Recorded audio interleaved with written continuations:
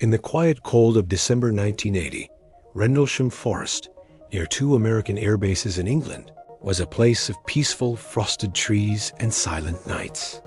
But that peace was shattered by a series of events that would become known as Britain's Roswell. It all began with a call about a downed aircraft. Air Force personnel on patrol saw strange lights descending into the forest, not a plane crash, but something else entirely. Bright reds, blues, and whites pulsed between the trees. A team, led by security patrolman Sergeant Jim Peniston, ventured into the dark woods to investigate. What they found was not a plane. Hovering silently just above the forest floor was a dark, triangular craft.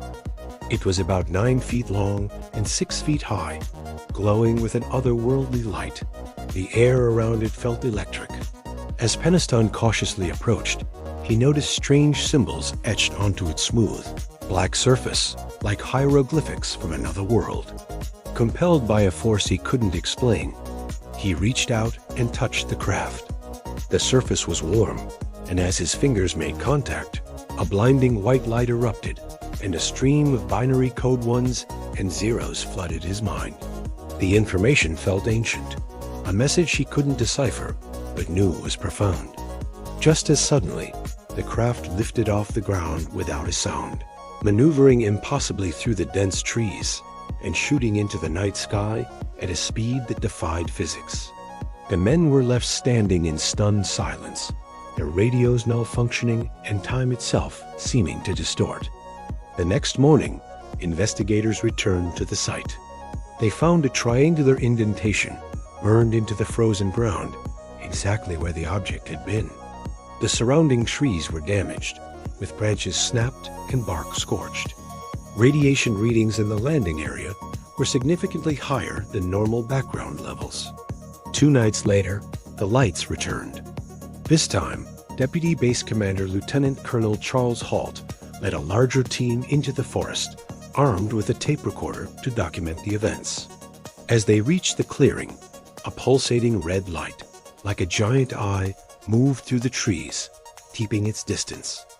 It then shot up into the sky, where it split into 5 separate white objects that zipped around in sharp, angular movements, far beyond the capabilities of any known aircraft.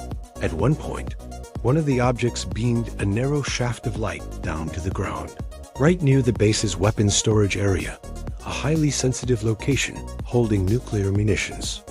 Halt and his men watched in disbelief, their conversation captured on the now famous Halt tape, a recording filled with the genuine shock and confusion of trained military observers witnessing something they could not explain. What really happened in Rendlesham Forest? Skeptics have proposed various explanations over the years. Some say the lights were simply from the nearby Orford Ness Lighthouse, its beam distorted by atmospheric conditions. Others suggest it was a prank, or perhaps the men were disoriented and mistook meteors or bright stars for something more. But the witnesses, many of whom were high-ranking, decorated military officers, have stuck to their stories for decades. They insist what they saw was a solid, structured craft under intelligent control. Peniston's binary code, which he wrote down in a notebook hours after the encounter, was later translated. It appeared to contain coordinates for several ancient sites around the world, like the Great Pyramid of Giza and the Nazca Lines in Peru, along with a cryptic message about humanity's origins and a warning. The Rendlesham Forest incident remains one of the most compelling and heavily documented UFO cases in history.